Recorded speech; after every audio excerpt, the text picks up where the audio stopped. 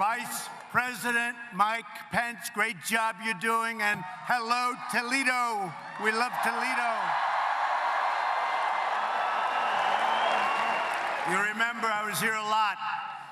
You remember 2016, what a year that was, right? And 2020 is going to be even better, no doubt. But I'm thrilled to hold the first rally of 2020 right here in the great state of Ohio.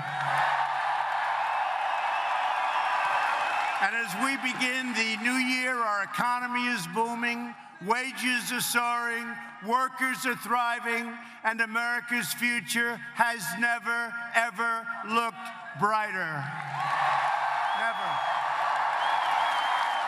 With the envy of every country in the world, we've created 7 million brand new jobs since our election. And we will soon be replacing the disaster known as NAFTA with the incredible brand new USMCA, the historic victory for Ohio farmers, workers, and manufacturers, but really a great victory for the United States. It's an incredible agreement. You remember I came and I'd always talk about how bad our trade deals are. We did a brand new one with Korea. So now we have South Korea. We just finished a big one, $40 billion with Japan. On January 15th, we're signing Monster, a big, beautiful monster, $40 to $50 billion to our farmer. Our farmers will be taken in. I keep saying, go buy larger tractors. Go buy larger tractors. I said, there's no way. I don't know if you know the story. My people wanted $20 billion of purchase, right? 20, that's a lot of money. That's a lot of corn. $20 billion. And I said, make it 50. China's very big. And they said, okay. They said, sir, the farmers can't produce that much. I said, let the farmers tell me that. Tell them to go out, remember, and buy a bigger what? Tractor. Buy a bigger tractor. You'll produce it. So $40 to $50 billion of agricultural product, and the manufacturers and the car companies, and we brought a lot of car companies into Ohio. You know that. A lot of them are coming in. A lot of them have already been brought in. They're coming in from Japan. They're coming in from all over the world. This is where they want to be. They want to be in the United States. That's where the action is. They're all coming back. I used to go around talk about how everyone's leaving. They were all leaving. A lot of you are victims of that leaving. These companies would leave. They'd go to Mexico. They'd go to Canada. They'd close up. They'd buy from China. Now they're all coming back. New ones, old ones, they're all coming back, and many are coming right here to Ohio.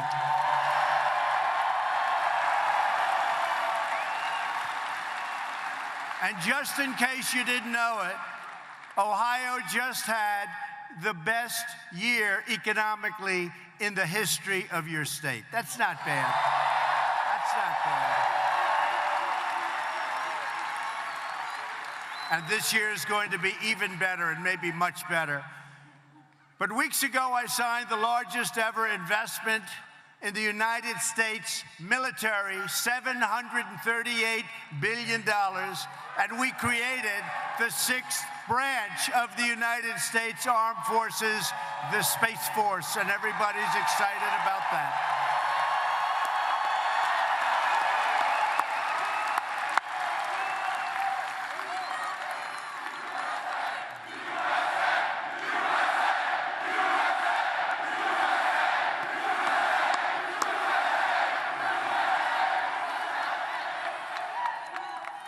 After years and years of devastating defense cuts, we have fully rebuilt the United States military. Some of it still coming in. We have everything. We've got new planes. We've got new rockets, new missiles. We've got new everything. And it's either here or coming in. $2.5 trillion in new investments. Our military is now stronger and more powerful than ever before.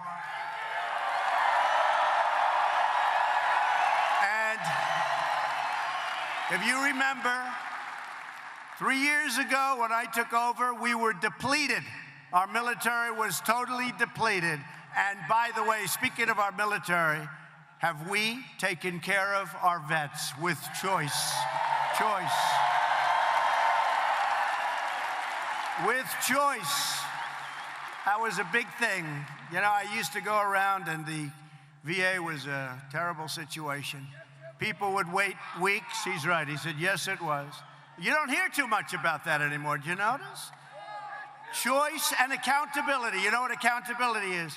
For 44 years, they tried to get accountability. That's somebody bad, works for the VA, you couldn't fire them. You couldn't fire them. They could be sadistic.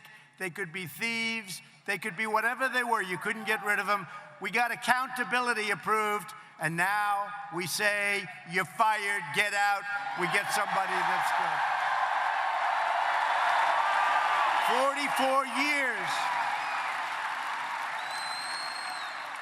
And maybe most importantly of all is choice. VA, Veterans Choice. So now you wait online, and a lot of times you'd be waiting online for 4, 5, 6 weeks. You couldn't see a doctor. Now if you have to wait, you go out to a private doctor, you get yourself taken care of, we pay the bill. What a difference it's made. What a difference it's made. You know, when I was a little bit newer to this game,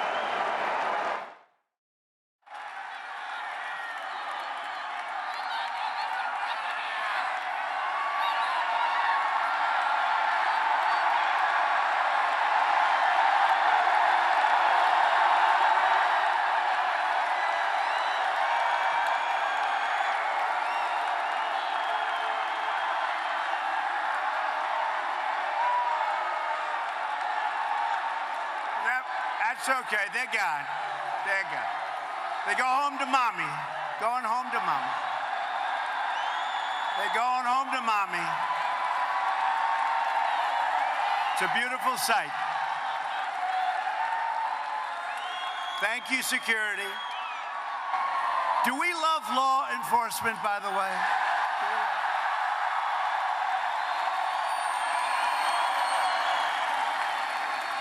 So with the VA, I used to go around and say, why don't they do that? Why don't these people, why don't they go to a private doctor, work something out?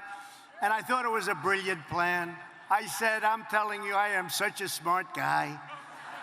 I said, this is the most brilliant thing ever. And I went back to my people and I said, you know, I have an idea.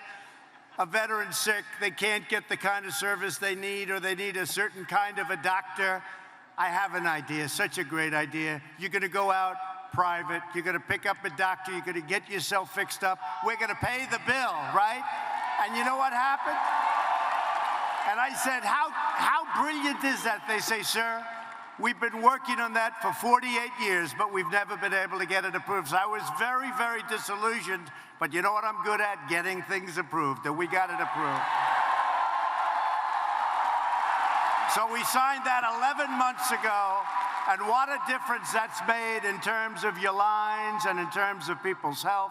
People would wait online for weeks, and some people weren't very sick, and they'd end up being terminally ill. They couldn't get to see a doctor. Now they go out, they get a doctor, we take care of them. We take care of our vets.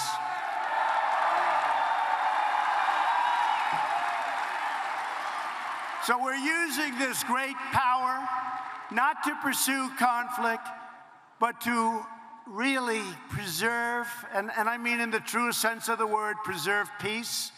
We have this tremendous military, and you know what that is? That's really a great fighting force, but I hope we never have to use it. I really do. You saw an example. You saw an example of that a couple of days ago. So we seek friends, not enemies, but if you dare to threaten our citizens, you do so at your own grave peril.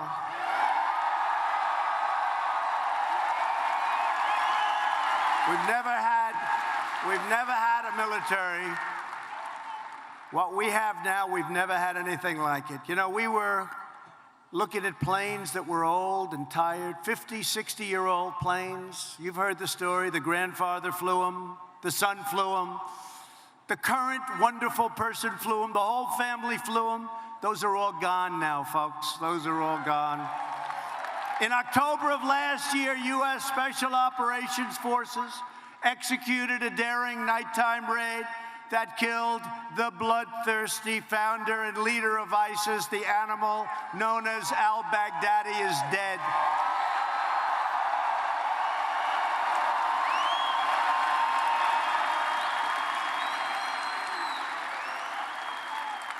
And the entire ISIS caliphate is destroyed, and his terrorist empire, and he was indeed a monster, has been totally demolished. We killed thousands and thousands of ISIS warriors, fighters, and we have thousands of them right now locked up where they should be. Nobody has ever done what we've done in 3 years. And I'll say this, when we took it over, it was a mess. We did it in a short period of time, but when we took it over, it was not good. And last week, the United States once again took the bold and decisive action to save American lives and deliver American justice. And you know what I'm talking about.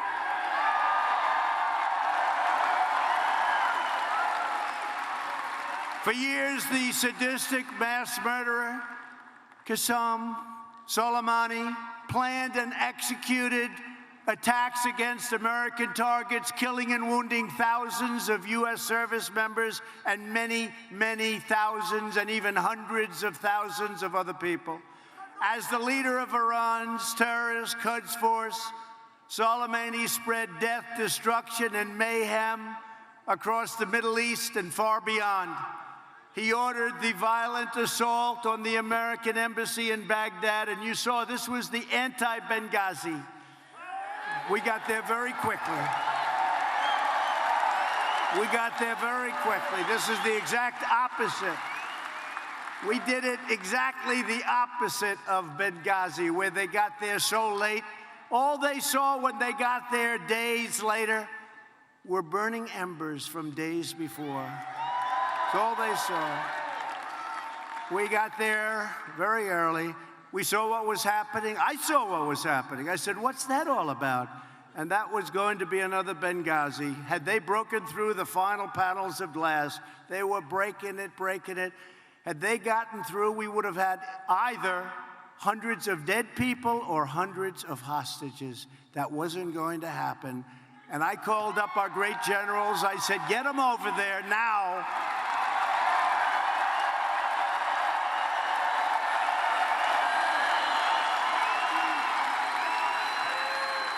And one of our leaders, one of our really admired people, said, sir, we'll have them there tomorrow. I said, nope, get in the planes right now, have them there immediately, and they got there immediately.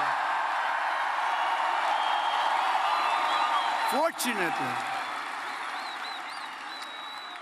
But he directed the recent rocket strikes that wounded 4 American service members, badly wounded, and killed an American citizen. That was just before we happened to hit him.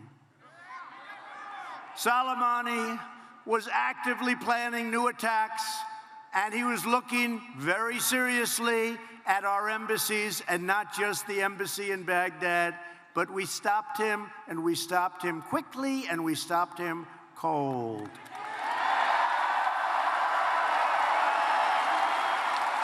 So at my direction, the United States military eliminated Qasem Soleimani and ended his rampage through not only that part of the world, but much bigger parts of the world. He was all over. He was a bad guy. He was a bloodthirsty terror, and he's no longer a terror. He's dead. And yet now I see the radical left Democrats have expressed outrage over the termination of this horrible terrorist.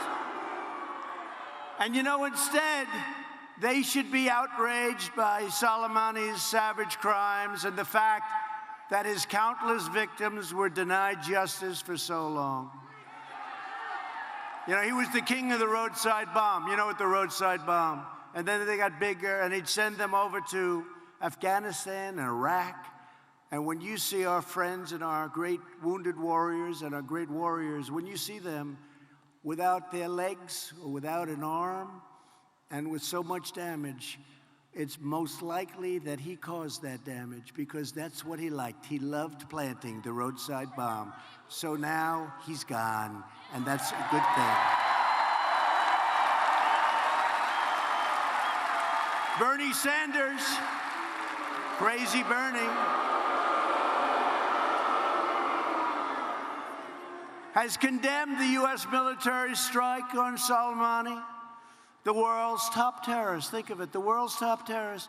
And we're having people like Nancy Pelosi. That's a real genius.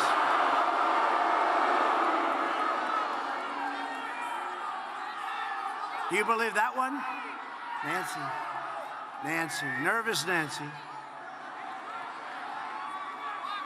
But here's a guy who slaughtered and butchered civilians all over, and military, whoever was in his way.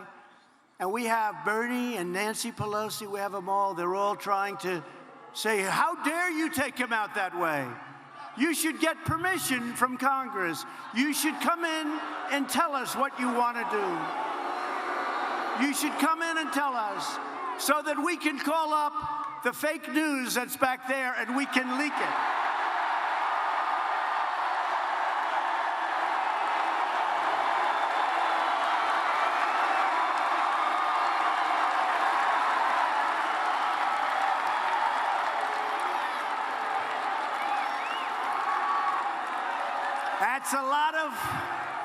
That's a lot of corruption back there, folks.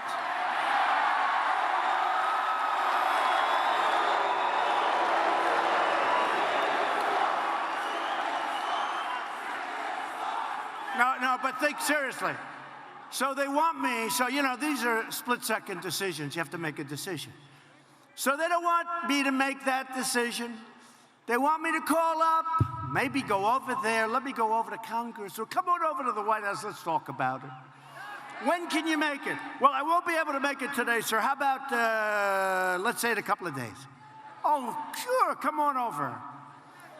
Now, we got a call. We heard where he was. We knew the way he was getting there. And we had to make a decision. We didn't have time to call up Nancy, who was not operating with a full deck.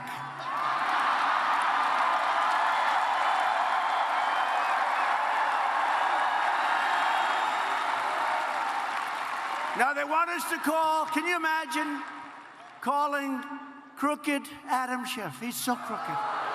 He's so crooked. Shifty Schiff. Say, gee, Adam, how you doing? Listen, we have the world's #1 terrorist, killed thousands and thousands of people. We'd like to set up a meeting so we can discuss his execution. Would you be willing to meet? Well, I won't be able to make it this week. Well, you know, he's traveling fast. We got him lined up, Adam. You little pencil neck.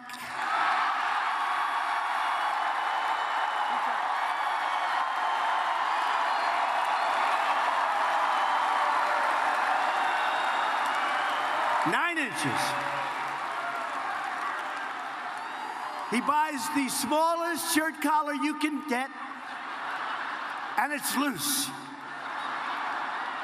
Now, come on, Adam. We got to meet faster, Adam. We got him lined up. We got to take this guy out. We're not going to have another shot at him maybe ever again. But I can't make it now because I'm trying to impeach Trump. I'm trying to impeach him. Even though he did nothing wrong. By the way, did you see I did nothing wrong? They don't even know what the hell is going on. In fact, it's so weak, she doesn't want to put in the articles. It's so weak. They're so pathetic. They're so pathetic. So they want us to call them. Now, Schiff is a big leaker. You know, he leaks to crazy CNN. See with the little red light on over?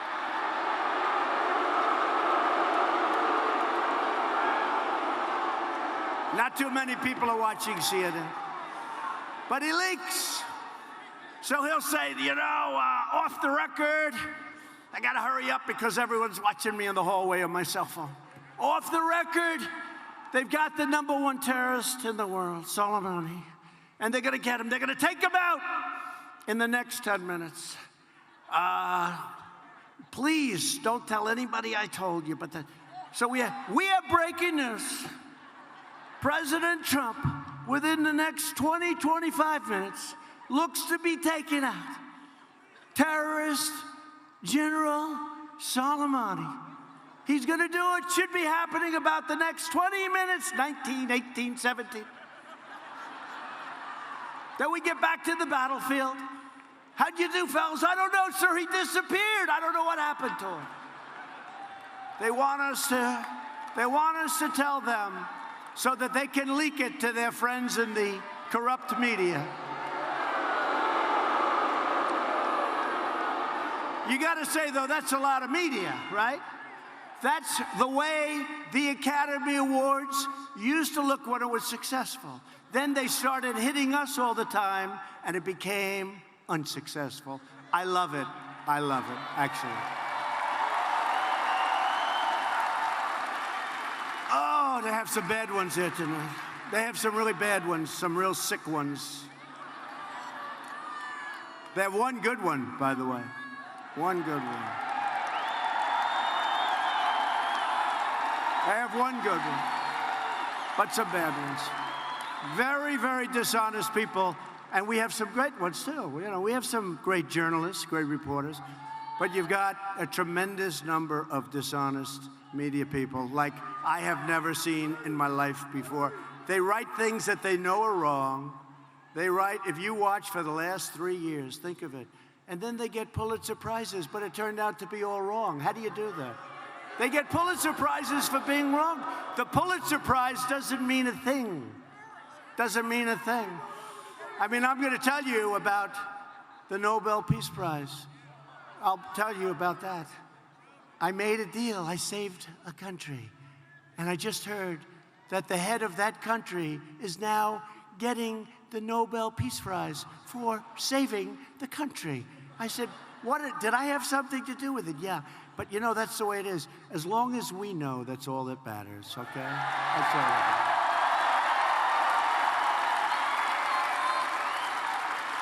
I saved a big war, saved a couple of them.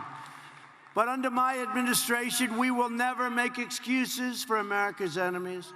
We will never hesitate in defending American lives. And we will never stop working to defeat radical Islamic terrorism. Never. And nobody's done it like we've done it. And it's we. It's we. It's not me. It's we. It's a whole movement. There has, by the way, never been a movement like this. You know, outside, I don't know what this place holds, like 10, 11,000 people, right? Outside, you have thousands and thousands of people that want to get in. There's never been a movement like this. There's never been a movement like this. And I'll tell you, maybe I'm wrong, but this is bigger than it was in 2016 because in 2016 I said what we're going to do, but now I've completed more promises than I've made. I mean, I've actually completed more than I made. Right?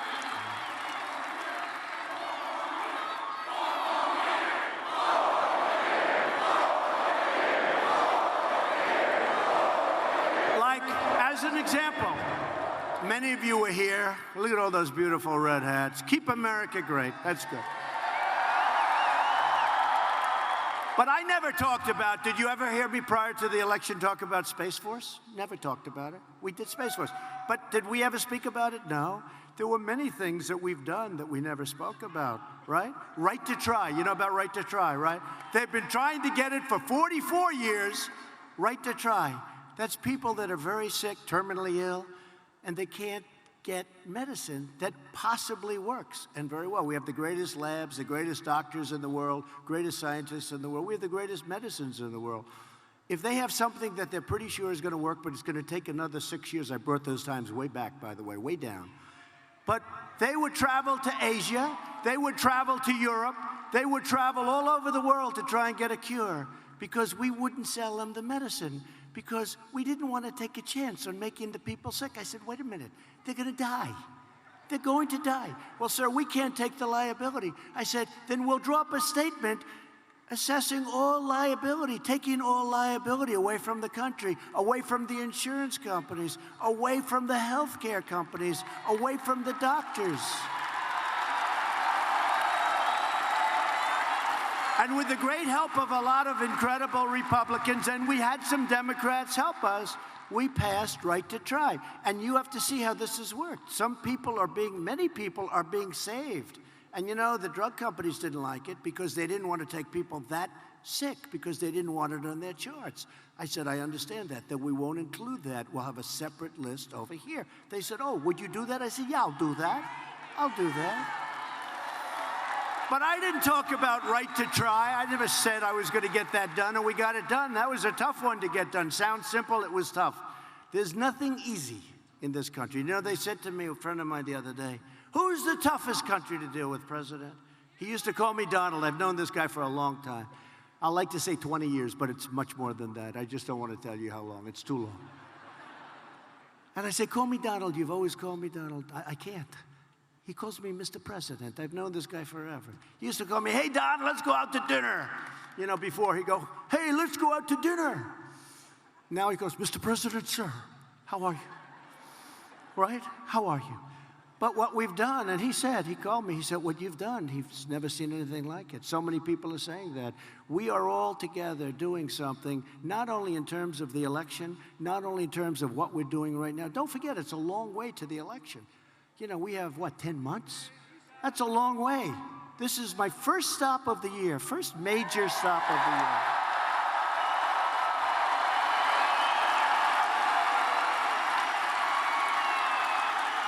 This is it. And we start. By the way, let's do one of those polls right now. Do you mind? But is there anything more fun than a Trump rally? Here we are. Is there anything? Ready? So we have the greatest phrase of all time, make America great again. And in all due respect, I'll never end. I'm a little superstitious. I'll never end it. Make America great again. But I see all those hats. I see all those hats. Changing it a little bit. But make America great again. And I said, you know, today we just hit the highest stock price in the history of our country. So your 401ks are at records. Your stocks are great. But what it really means to me is jobs, more importantly than anything else. We have the best jobs, the best everything, right? But we just hit. So I can't really say, make America great again. Our military is rebuilt, $2.5 trillion. Our military is rebuilt. We're doing great numbers. Economically, our country's the strongest it's ever been. You have factories moving back into Ohio. You never saw anything like it, right? You had your best year. So when I say make America great again, what that sort of means is like, we didn't get there, but we did get there. So now I have a new theme. It's called Keep America Great. Keep America Great. Right? Now, I'm a very loyal person, and I am concerned about changing the theme, because Make America Great Again, I think it was the greatest political campaign in history. I mean, crooked Hillary spent 3 or 4 times more money than us, right? So crooked Hillary, you should lock her up, I'll tell you. Crooked Hillary spent 3 or 4 times more. So I want to be a little bit, I have to say, that was a great campaign. And I don't want to change it. I don't want to have this incredible 2016, then go with something, and if something ever happened, oh, this country will go to hell. Oh, I hate to see. You know the stocks I'm talking about, records? You'll have records this way. You're going to have records. Get used to it, because if that happened, you will see things happen that aren't good. But I have to now say, do I want to change the greatest theme in political history, Make America Great Again, with Keep America Great, right?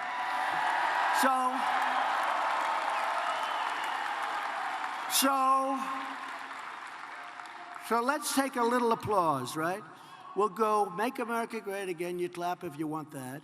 Then we go, Keep America Great, you clap if you like that. Okay, you ready? First, Make America Great Again.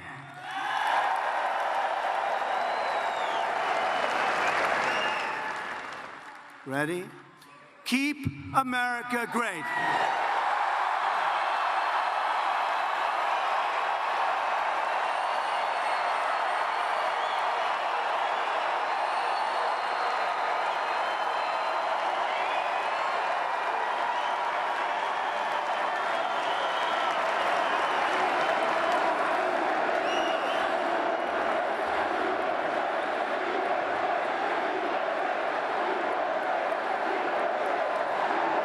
So you know that, I call that a free poll. That's better than a poll. Do you ever see these crazy polls? They come out. We're doing great in the polls, by the way. Remember I used to come out and talk about the polls? We'll start doing that very soon. We're doing great in the polls. But this is like a free poll. Somebody else would go out, they have all this money that they raised, and they give somebody $1 million, and they'll ask 200 people that question. And then they'll say, well, Make America Great Again is better. But I will tell you, I haven't heard one thing where that was true. With all of these, I would have said instinctively, Make America Great Again could not be beaten. I've probably done this 10 times. I have never had it win. It's Keep America Great, and that's what we're doing. But we're going to use both. We're going to use both. Okay? We're going to use both. Because there's no way that I'm going to jettison Make America Great Again, right? There's no way. We're going to use both, but this hat is a hot seller. We're selling that hat like nobody's ever sold a hat before, I will say. So it's great. Good. Keep America Great. So we're going to use both, but Keep America Great. That's probably going to be the dominant theme. For 8 years, the Obama administration enabled and emboldened the Iranian regime. They gave Iran $150 billion, including $1.7 billion in hard, cold cash. Can you imagine? No, can you imagine? $1.7, $1.8 billion in cash. So the foolish Iran nuclear deal financed Iranian aggression while allowing a quick path to nuclear breakout. That's what it did. And by the way, it expires so soon. They can have nuclear weapons. They're not, as I said before, they will not have nuclear weapons. By subsidizing Iran's malign conduct, the last administration was leading the world down the path of war. We are restoring our world to the path of peace. Peace through strife. Peace through strife. And our country's doing great, and I think something's going to happen that's going to be good. You know, we sanctioned the hell out of Iran, and we just put more out of them yesterday. And they hit us with 16 missiles. And I said, how many? We were ready to go. We were ready to go. I said, how many? How many died? How many were wounded? Sir, none. None.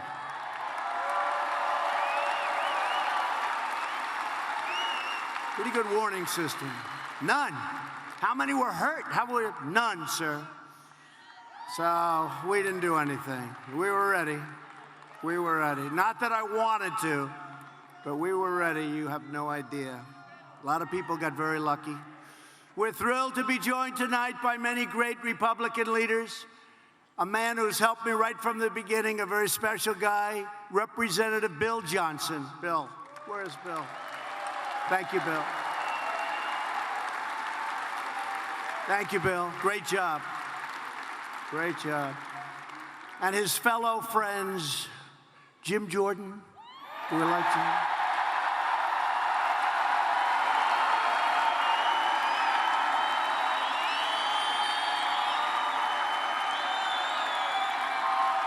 We have a lot of your congressmen are right now in Congress. They said, sir, should we come with you? I said, nope, stay back and vote. They're voting on some pretty important stuff, right? But we were able to get Bill. We thank you, Bill, very much. Great job. Great warrior. Thank you, Bill. Ohio Lieutenant Governor John Husted. Thank you, John. Thank you, John. Thank you, John. Great job. State Treasurer Robert Sprague. Thank you, Robert. And you have a lot more money in the bank right now, Robert, as treasurer, right, than you ever did. Ohio Supreme Court Justice Judy French. Thank you, Judy. Great job. State Senate President, a man highly respected, Larry Obhoff. Thank you, Larry. And a woman who really has become a great friend of mine. She took over this party. We fought like hell. We had some other people that had their mind on taking over the party, but they never had a chance against Jane Timken. Jane.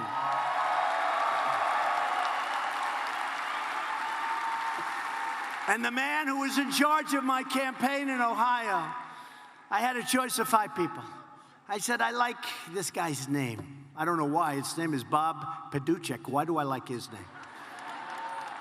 And I said, Bob, how are we doing? He said, you're going to win big, sir.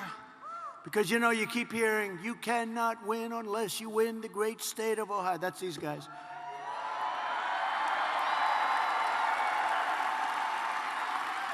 And once I was leading Ohio by a lot in the poll, they never said that anymore. It's terrible. They were saying it when they thought I wasn't going to win, but we were ahead right from the beginning. But Bob was incredible. He did a fantastic job. And Bob, I'd call him up. I'd say, Bob, we don't have the governor. We don't have the head of the Republican Party. You know, it's a minor problem. You're running as a Republican. And he punked out on us, right? This guy. We don't have any. He said, sir, you have the people. I said, well, what happens? Cool. He was cool. I said, so Bob, let me ask you just out of curiosity. I don't have these people. The leaders are not with us. Is that good or bad? He said, sir, it's great. You just went up 3 points. You believe this? By not having. And he said, don't worry, sir, you're going to win. And we won by a lot. And now I understand we're up by a lot more than we ever thought possible. But Bob was fantastic. Thank you, Bob. And thanks to Republican leadership, we're up. Can you believe this? I have a 95% approval rating. Can you believe it? And you know who second is? We do. You know who second is? Ronald Reagan at 87%. Ronald Reagan's good. And then one of these characters back there, they put me in a contest with the late, great Abraham Lincoln, right? So who do you like better, Trump or Abraham Lincoln? I said, Abraham Lincoln.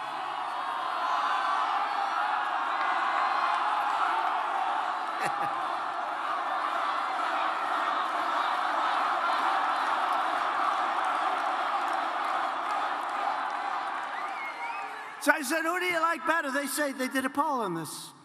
I think I remember the numbers. All I know is we won against Abraham, Honest Abe. We won. 53-47. You believe that?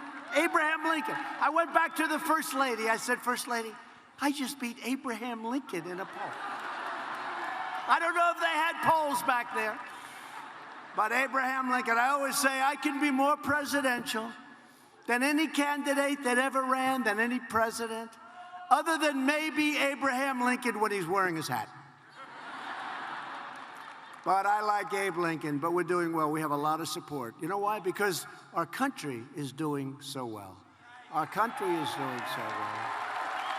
And when we went out, we started and we went right to the top of the polls. It wasn't like these folks today. They're 2%, 3%, but they're climbing. We went right to the top from day one. We never missed center stage in the debates. Remember those great debates? We actually got high ratings. They don't get very good ratings anymore. They're like, it's like death. Watching, I should watch. You know, I'm supposed to watch. It's like my job. Try and watch. Watch the competition. But it's like watching death. It's death. Those debates are boring. They're boring. You got to sit through those things for 2 or 3 hours. You got to really be committed to the country to do that. I mean, you have some real beauties. You see what Pocahontas is slipping badly?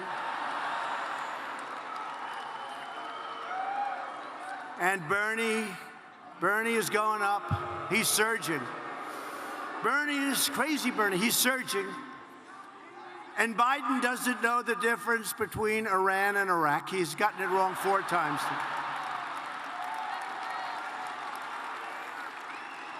He goes, when we took our shot at Iraq. No, no, no. They're all saying, no, no, they're screaming. It's Iran, Iran. What? What? And his son, right? Where's Hunter? Where is Hunter? No, I went to one of them. I said, we have to have Where's Hunter as a witness. They said, what do you mean, Where's Hunter? I said, that's his first name. I have now made his first name Where's. Where's Hunter? Here's a guy, made no money, got thrown out of the military forces, I think the Navy, got thrown out, had no job, had no nothing. So he went from that to making millions of dollars a year as soon as Sleepy Joe became vice president, right? He made millions of dollars a year. Would anybody in this room do that for millions of dollars? I would. We all would. He made millions and millions of dollars a year. Ukraine took care of him. How about China? He walked out with $1.5 billion to manage, and he never did it before. He didn't know anything about oil and gas. He was making a fortune. So where's Hunter? Where the hell are you, Hunter? But I'll tell you, I sort of hope it's Joe, because he will hear Where's Hunter every single debate 9 times a debate. Where's Hunter?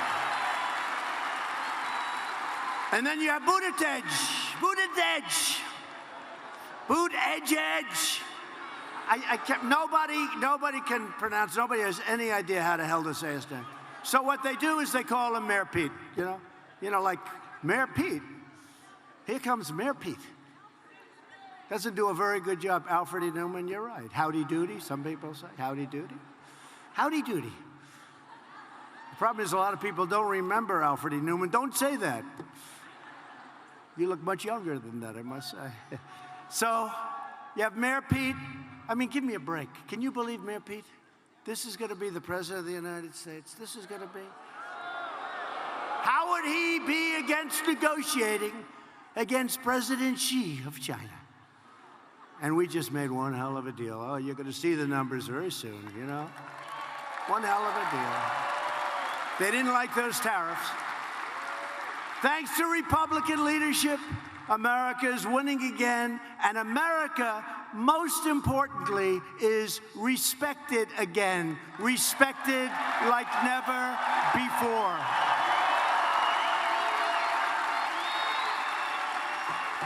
And you know, for years, NATO has taken advantage of the United States. We protect Europe from Russia. And the numbers have been going down for many, many years, 15 years, 18 years. The numbers are like a roller coaster down. And I went over and I said, folks, you got to pay your bills. You're delinquent. You know, you're delinquent. And then they don't like me. They say, we like Obama better. They should like Obama better. Obama would go in and say, thank you very much for coming. Appreciate it. Bye-bye. I'm going back to Washington. I'm going back. I'll be violating the carbon footprint I'm going to Hawaii to play golf. I drive to play a round of golf, and of course, it doesn't even cost them anything. He flies to Hawaii, nobody cares. If I drive 20 minutes, it's like Donald Trump is playing golf today. He violates the carbon footprint. But just think of it. Think of where we've come. Think of where we've come. A great congressman from Tennessee, it's a great state. They have early voting, very early voting, probably the earliest. And he said, I don't know, I just left Tennessee. This was in November. This was the election, 2016. He said, I just left this incredible state of mine. I love that state. Sir, we've seen lines of people that didn't vote before because they never were inspired to vote. And these are people that never voted. And they had hats on Trump. They have pins on Trump, Trump, Trump pants, Trump. They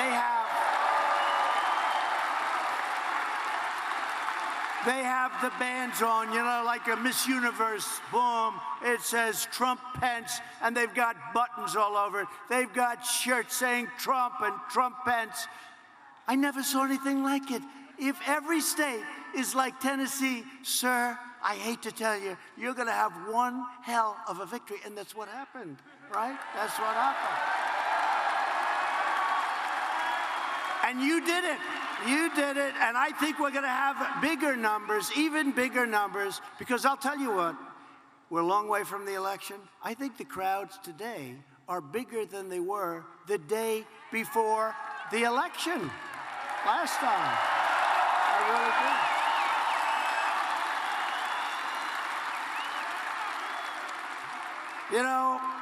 Elizabeth Warren, sadly referred to, she of great Indian heritage. Remember, I used to say, I have more Indian blood in me than she has, and I have none. I turned out to be right.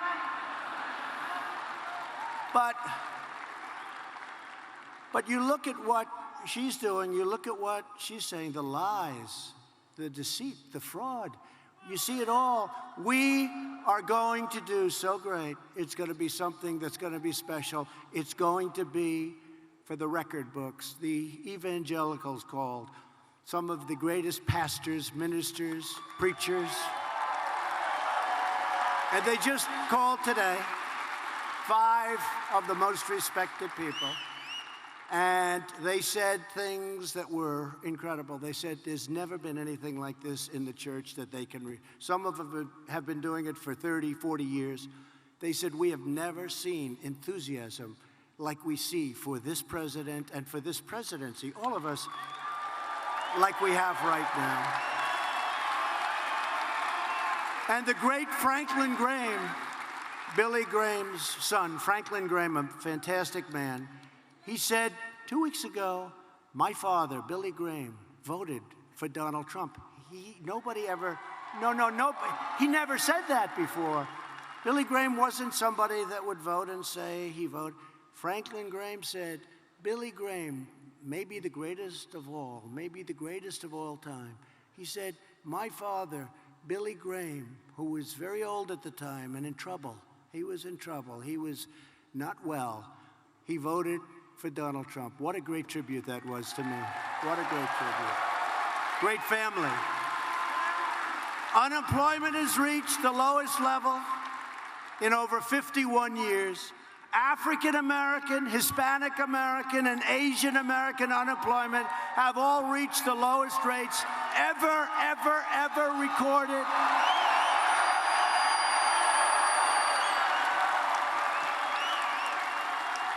Wages are rising fast. They're going up very fast. And the biggest percentage increase, makes me happy, are for blue-collar workers. 40 million, think of this. 40 million American families are now benefiting from the Republican child tax credit, each receiving an average of over $2,200 a year. Now, America lost. This is hard to believe, because if you think, how could it possibly be true? But this is what happened. Probably it's the reason, number one reason I'm running. America lost 60,000 factories under the previous administration. 60,000. You wouldn't believe that's possible, but I know it's true because I've said it 50 times, and the fakers back there, they've never corrected me. No, it's true. No, it's true. If I was slightly off, if I was off by 2 factories, there'd be a headline, Donald Trump told a fib. Donald Trump gets to be a Pinocchio again. No, think of it. 60,000 factories, plants and factories closed. They went to Mexico. They went to China. The 60,000, it's not even, take a look at a map and put 60,000 little tacks. I mean, you wouldn't believe it could be that many, but it is. It's 60,000 closed, gone. They're all coming back. They're all coming back. And right now, just in a very short period of time, we've added 12,000 brand new factories, and many more are coming in. And one of the reasons they're coming in is we've eliminated a record number of job-killing regulations, saving the average American household $3,000 a year, and total income gains for median households will reach over, ready, $10,000 a family. $10,000. Now, under the Bush administration, the $10,000, that includes what we've done in terms of medium income. I'm adding in there the tax cuts, which are tremendous, $2,400. And I'm adding regulation cuts. I'm adding the whole package, over $10,000. Now, under President Bush, it was $450. Under Barack Hussein Obama, it was $975. Under President Donald J. Trump, it's $10,000 in 3 years. 2 years. Right? In 3 years. Don't forget, President Bush, 8 years, $450. President Obama, 8 years, $975. President Trump, 3 years, not even, but 3 years, $10,000. And we're going up. We ended the last administration's war on American energy, and we ended the war on clean, beautiful coal. It's being shipped to Vietnam. It's being shipped all over the world. While every Democrat running for president wants to shut down our coal mines, we are putting our miners back to work. Dig we must. Clean coal. What they do with coal today is incredible. Clean coal. And with the help of energy workers right here in Ohio, the United States is now the #1 producer of oil and natural gas anywhere in the world by far. #1. We weren't #1. Every top Democrat candidate has pledged to eliminate American production of oil and natural gas. How does that work, by the way? You know, there's a state known as Texas, and I won Texas by a lot, just like I won Ohio by a lot. How would you like to go into Texas and say, by the way, we don't want your oil or natural gas anymore? How about Beto? Remember he said, I was born to be president. Anybody that says that, I said, that's the end of his career. Remember he had the cover of the magazine, I won't mention the magazine, Sleazebag magazine. He was born to be president, and right after that, he came tumbling down.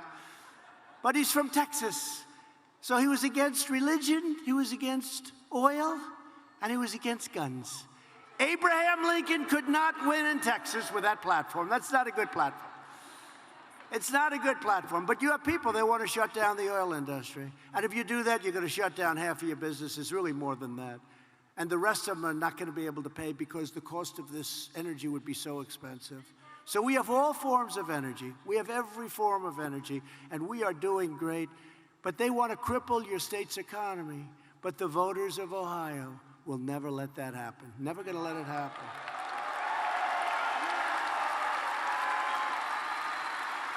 And our air and our water right now is cleaner than it's been in 40 years. And sadly, I can't say historic because, you know, a couple of hundred years ago, there was nobody here, right? So I assume that 200-300 years ago it was cleaner, probably. You never know. But our water and our air is as clean as it's ever been. And I took us out of that horrible Paris Accord. I always say, how you doing with the Paris Accord? Don't ask. Saved trillions and trillions of dollars. That was put in there to hurt us, in my opinion. It was put in there to hurt us. We were paying money to India. We were paying money to China. China's didn't kick in till 2030. We kicked in immediately. We had to pay money. Russia kicked in let's see, they kicked in before.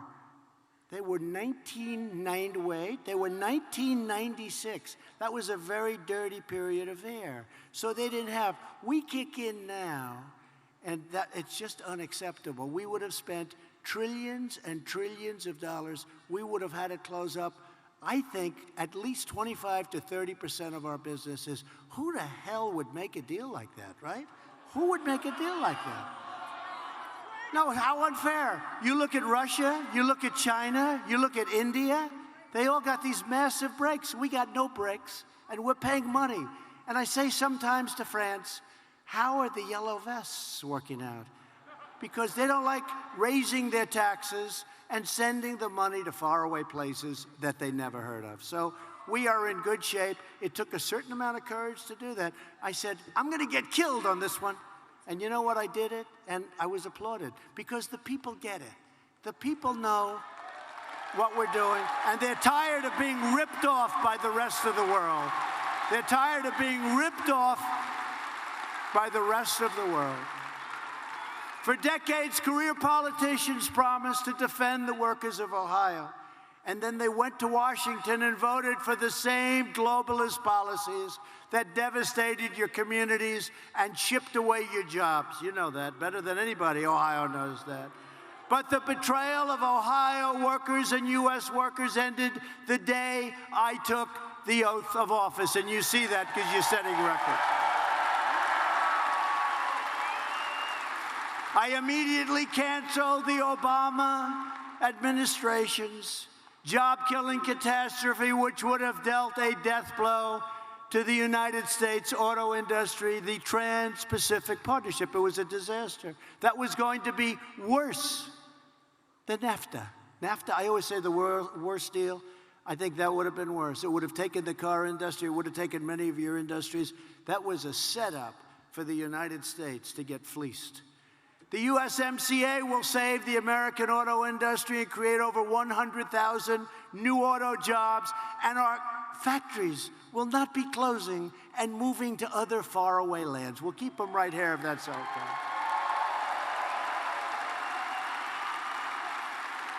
And that's going to include, because we take care of our great auto workers of Toledo, the home of Jeep. How good is Jeep? And I've taken the toughest ever action against China's chronic trade abuses, including tariffs on $370 billion worth of Chinese-made goods, bringing billions and billions of dollars into our treasury. And I gave some of that money because they were targeted to our farmers, and our farmers did just fine. And now the deal is done, and the other deals are done, and the farmers are doing very well. We love our farmers. And they never complained. They never complained. You know, when they'd go, the fake news back there, they'd go and they'd talk to the farmers. What do you think of President Trump? China is deciding not to buy anymore. And this, he said, you know what the farmers would say? We're going to have to suffer for a while, because China and these other nations have been ripping us off for years. The president is right, and we're with the president. How great are they? How great are they? But our strong action paid off, and we'll sign that terrific and fully enforceable Phase 1 trade deal with China. And again, we're keeping the tariffs on, because we'll use that for another one. We are taking billions. Remember what I said? We're not paying for it. because China devalued their currency, and they put a lot of money into the pot. We're not paying for it. And now they're starting to say, I guess he was right. And our trade deficit, as a result, has really come substantially down. It was just in the papers today. The trade deficit has come down. As a result of our actions, steel mills all across Ohio, you know this better than I do, are roaring back to life. JSW Steel is investing $500 million in Mingo Junction. Republic Steel is reopening the Lorraine Mill that they idled in 2016. Charter Steel is building a $150 million mill in Cuyahoga Heights, and Nucor is investing $85 million at a facility in Marion, Ohio. Think of that. Think of that. The steel industry was dead, and now it's vibrant. All told, American steel companies are currently making $13 billion worth of new investments all across our nation. Think of that. They weren't investing 10 cents. The industry was dead. Now it's vibrant. After years of rebuilding other nations, we are finally rebuilding our nation. We are finally putting America first.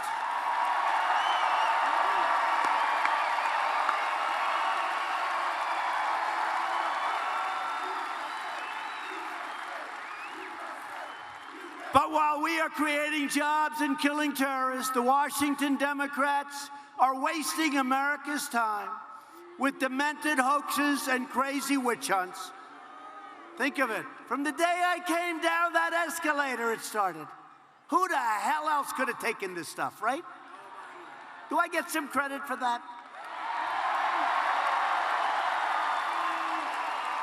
Most guys would have been in a corner with their thumb in their mouth, saying, Mommy, Mommy, take me home. These are bad people. The Democrat politicians we're fighting today are the same ones who took a sledgehammer to Ohio jobs and factories. They destroyed your factories, they destroyed your jobs. But they're losing, and we're winning, and America's comeback continues full speed ahead.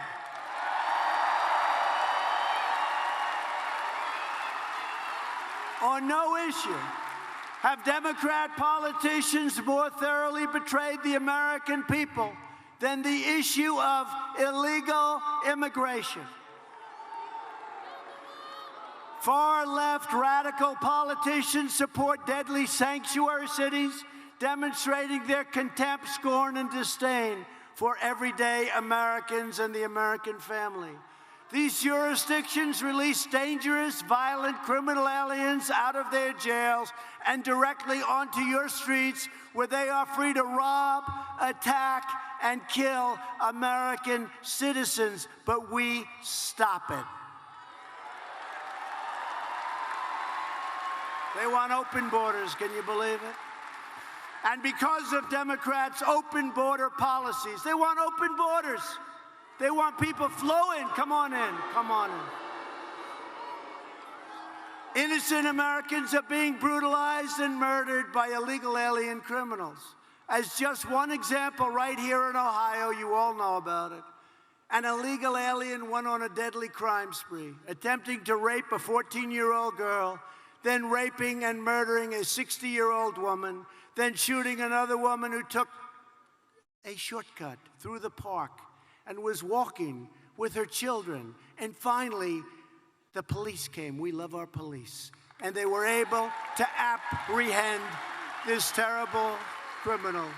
Thanks to Democrat policies, MS-13 gang members, they're the worst, were allowed to infiltrate the country.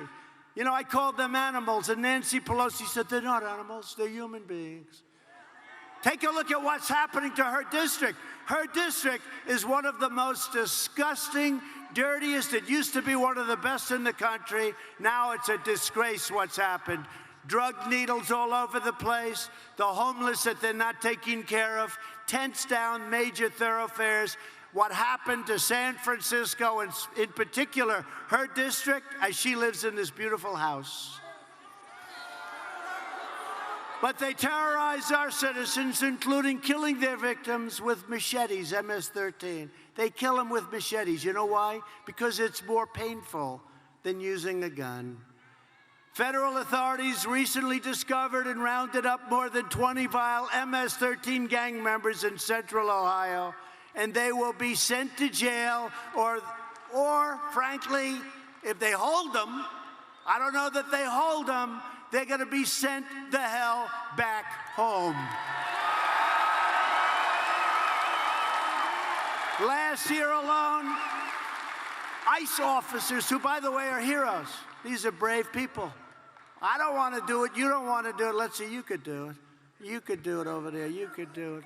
Most of you want to. I mean, I've seen it. They have these people, they're like killers, and our guys are here, and they run. They call them nests. You have nests. And they run and they're swinging and punch. I say, what the hell kind of a job is that? That's what they do. They're tough people. They're great patriots. Who the hell wants to do it? They're incredible. ICE. And they get scorned. And we take out thousands and thousands of MS-13 members every single year. They throw them into the back of a van, and we get them the hell out of our country. But ICE officers worked with Ohio police to remove 1,200 dangerous criminal aliens from your street. And, you know, all your streets, you see the difference now between what it is now? Do we have a problem over there? Go ahead. Take your time. Take your time. Good. Thank you. Great job. Thank you. Don't forget, these people here, unlike you up there, these people have been waiting for 3 days. So they're going to be, I don't know. You know what? If I had to wait 3 days, I think I like your seat better, okay? I like your seat better. But Democrats stand for crime, corruption, and chaos. Republicans stand for law, order, and justice. That's really the way it is. We side with law enforcement, with law-abiding Americans, not law-breaking criminal aliens. We are removing these illegal criminals and gang members from our country by the thousands. We are sending them home, and we will not let them back in. And I have to tell you, a lot of things are happening. You're going to hear about it in 2 seconds. Thanks to our tireless efforts to secure the border, illegal crossings are down 75% since May. We have ended catch and release. Catch and release. You know what catch and release is? We catch them. We take down their name and we release them. What kind of crap is that? These are the policies that we inherited. You catch somebody, you take their name, say, please come back in 3 years, right? And we release them into our country. And if you don't do that, everybody gets sued. Can you believe this? We have ended catch and release. The other one, beauty. How about the lottery? It's called Visa Lottery. How about this? They put their hand. These people are going to America. Boom. And I will not use names because I'll be accused of something if I do. But from Honduras, Guatemala, El Salvador, we have, he's goes poor. Only in Ohio could that happen. Who is the man that did that book? Who is that guy? So anyway, but in Honduras and Guatemala, they have like this lottery. Now, the people, I've gotten to know the government officials, they're good. We made some good things. They agreed to take our people back, you know, their people back. They wouldn't take them back. They'd send them here, they'd go into our country, we'd bring them back under past administrations, and then after that, they'd say, we're not taking them back. We're not taking them back. Take them the hell out of here. We're not letting you land your plane.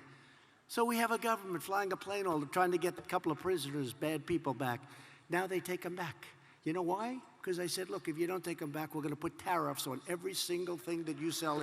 Now they say, we would love to take them back. We would love to take them back. We'll take them back gladly, sir.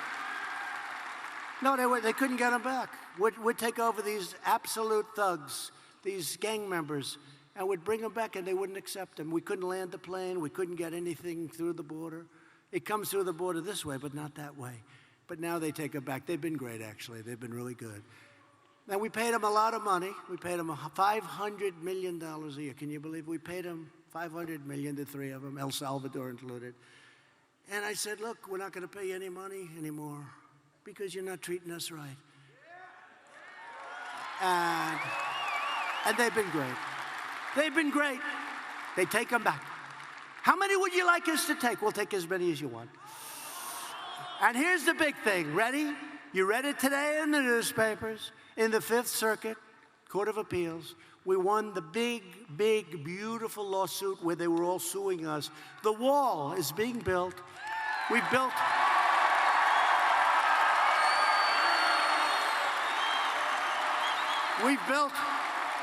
already a tremendous amount, but we're releasing $4 billion of military construction funds to build the biggest section of the wall. It's literally being signed now. It'll be under construction very shortly, in a couple of weeks. And we've already built over 100 miles of wall. How about that? 100 miles. And by the end of next year, we're going to have a lot of the wall built, and it's already having a big impact. How about the Democrats? Walls don't work. We want technology. I said, what are you going to do? They want drones. Oh, good. When people are rushing the caravans, when they're rushing, having a drone flying around is not going to help you too much, okay? Nothing like this. Well, you know, 5 years ago, the Democrats all wanted the wall. They just could never get it built. They didn't know how the hell to build it. I do. So we built 100 miles. I think probably more than that now. We have a lot under contract, but we won our big case. I woke up. They said, sir, we have good news. They overturned a horrible decision from the lower court. You can now fund the rest of the wall. I said, thank you very much. Thank you. Fifth Circuit Court of Appeals. But they want to have open borders. They want to have sanctuary cities. The radical Democrats have never been more extreme than they are right now. They are stone cold crazy. You know, it's interesting, as I'm saying this stuff, you know, they want crime, they want chaos. I'm saying all this stuff, and then I say, gee, now I sort of understand why they hate me, right? But it's true, it's true. Their policies are a disaster. They're bad politicians, and they have horrible policies. But what they do, they stick together, and they're vicious. They're vicious, horrible people. I didn't used to say that. They're horrible people. What they do to people is a disgrace, but they stick together. Now, the Republicans, thank you very much, the Republicans, my man, the Republicans, we were 196-0 in the House, and I have a feeling the Senate's going to be great also. 196-0, and we took in 3 Democrats. And Congressman Van Drew left their party and joined our party. So we've done things that nobody's ever done before. But the Democrats are taking their cues from socialists, Bernie Sanders and that group. Omar, AOC. Tlaib, isn't she a nice woman? Tlaib. Tlaib. Boy, what a group. But they're the leaders of the party. They're really, in my opinion, the leaders. That's what happened. That's how they got into this impeachment hoax. The leaders of the party are this AOC, Tlaib, and Omar. And Pelosi meets them, and she shakes and quivers, and she's very scared. But you know who the leader of your party is? All of you. You're the leader of your party. But the Democrats are pushing a socialist takeover of health care that would strip 180 million Americans of their private insurance plans and massively raise taxes on the middle class. A lot of you have private insurance plans that you love. They're going to take them away from you. But see, I don't like doing this too soon. I did it with Pocahontas. I came up with this great name. I came up with a lot of different stuff. I said she was a total fraud, and everybody believed me, and she went down. Then she started coming out, then she went down. It doesn't help me to do it a year and a half before the election. That's why, like with the Green New Deal, okay, I want to say, great things about it, okay? I don't want to knock it and then they say, we're not going to use that. I like it when they say, no longer can you fly airplanes, no longer can you have any cows in the pasture, right? No longer can we do anything. We can't do anything anymore. No, the Green New Deal, I love it. I think it's great. It should be debated. It should be debated. So what we're going to do, very seriously, we're going to not talk badly about them. We're going to say, the Greens, they asked me about it the other day. A gentleman just asked me about it backstage. I said, no, it's something that has to be considered. Then about 2 weeks before the election, I'll let you know the facts. Because this doesn't matter. We're too far ahead of the election. The Green New Deal, that's a beauty. You know, it's amazing, though. I see this congressman that's been there. He has white hair, beautiful white hair. Nope, it's not you. And he's with AOC. And he's saying, yes, we have to go with the Green New Deal. And I'm saying, is this guy for real? I don't know if he believes it. He's been around for 20 years in Congress. I've seen him. I know him a little bit. And he's acting like he actually believes it. But we're going to just take our time, and we're going to relax. And about 3, 4, you're going to join some rallies about a month before.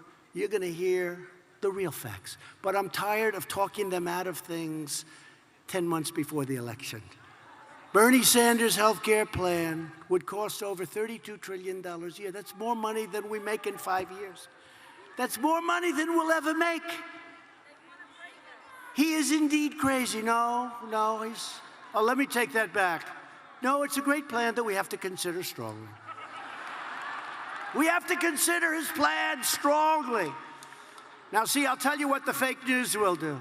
They'll take my last words. It's a great plan. We have to consider it strongly. They'll cut everything out in the front, and they'll say, Donald Trump is in favor of Bernie Sanders' Green New Deal.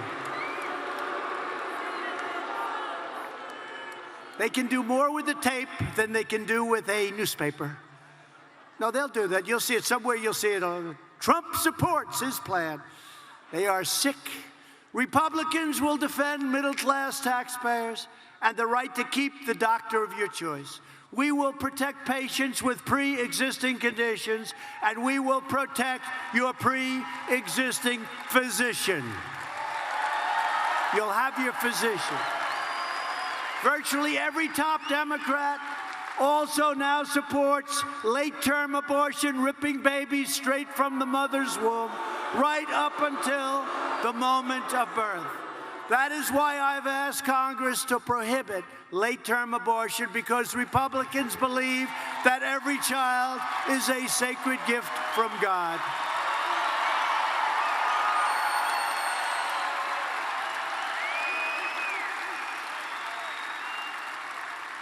Radical Democrats are now the party of high taxes, high crime, open borders, late-term abortion, socialism, and blatant corruption. The Republican Party is the party of the American worker, the American family, and the party of the American dream. We still have that American dream.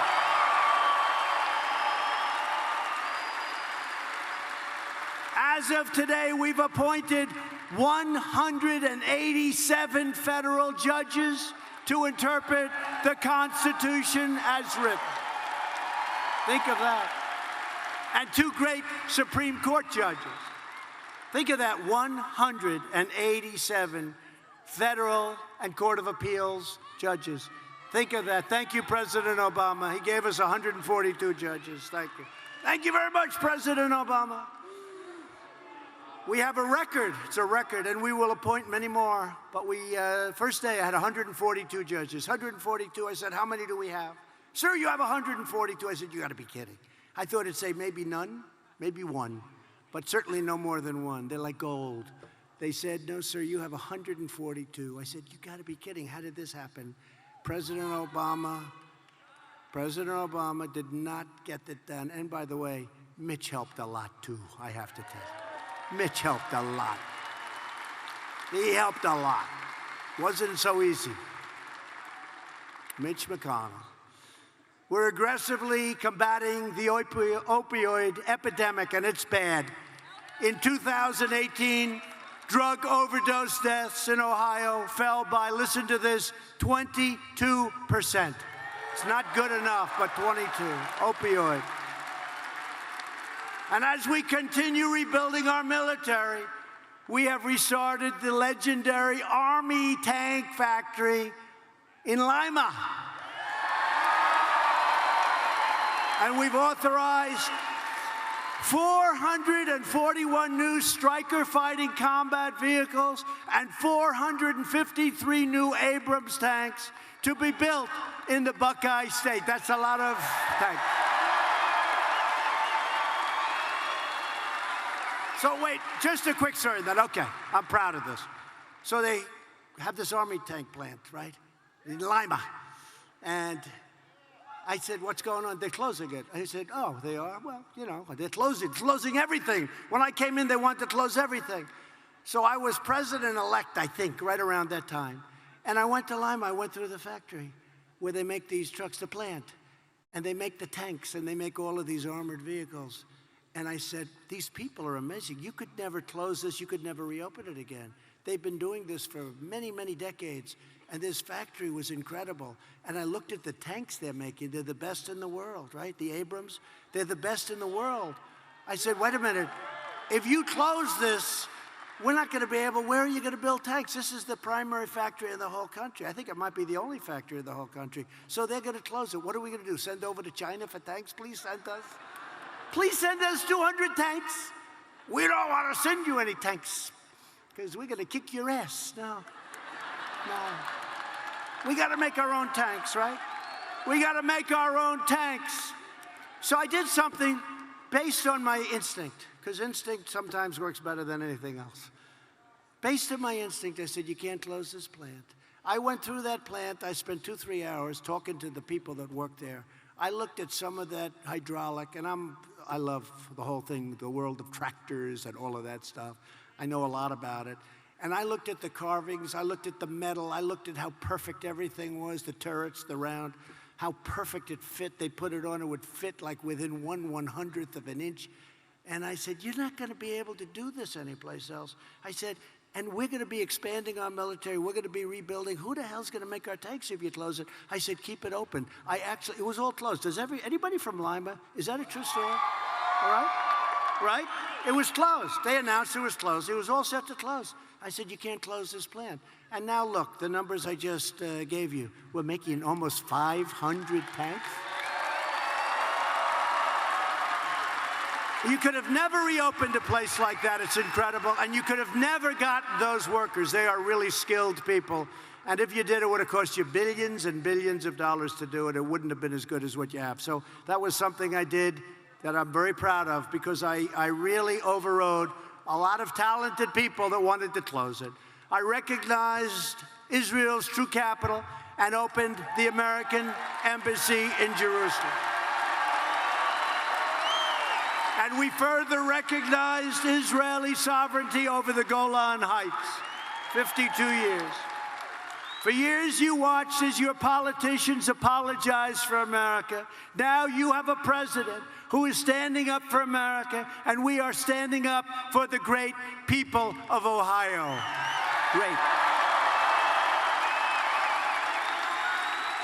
At stake in our present battle is the survival of the American nation.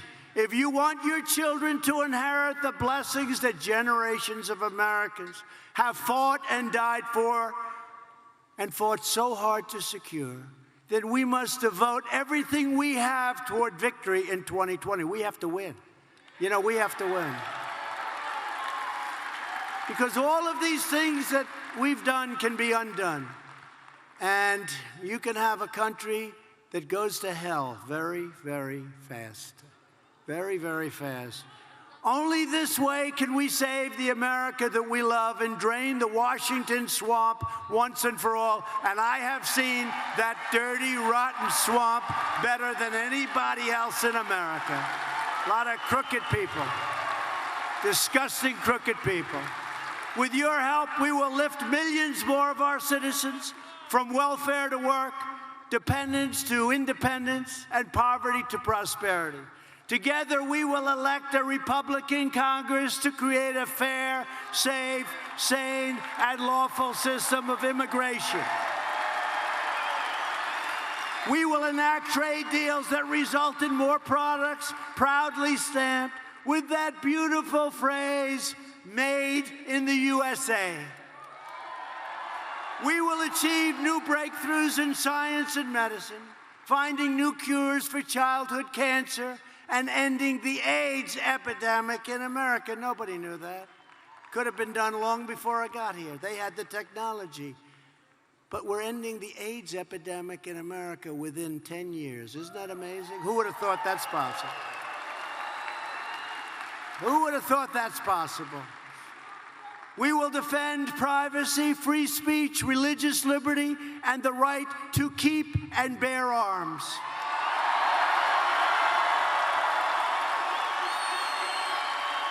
And above all, we will never stop fighting for the sacred values that bind us together as one big, beautiful America. We support, protect, and defend the Constitution of the United States. We stand with the incredible heroes of law enforcement. We believe in the dignity of work and the sanctity of life. We believe that faith and family, not government and bureaucracy, are the true American way. We believe that children should be taught to love our country, honor our history, and to always respect our great American flag. And we will always live by the words of our national motto, "In God we trust." We stand on the shoulders of generations of Ohio patriots who gave their blood, sweat, and tears for this beloved nation. From Cleveland to Cincinnati, from Dublin to Dayton, and from Columbus to Toledo, this state is the home of proud families and farmers and miners and manufacturers and aviators and astronauts. Ohio is where the Wright brothers invented the airplane and where Annie Oakley got her gun.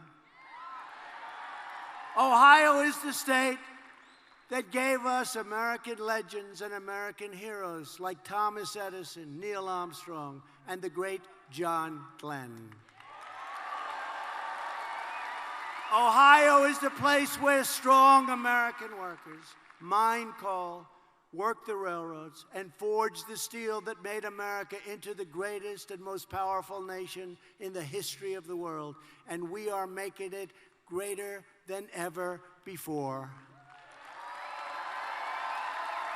Proud citizens like you help build this country, and together we are taking back our country. We are returning power to you, the American people. With your help, your devotion, and your drive, we are going to keep on working, we are going to keep on fighting, and we are going to keep on winning, winning, winning.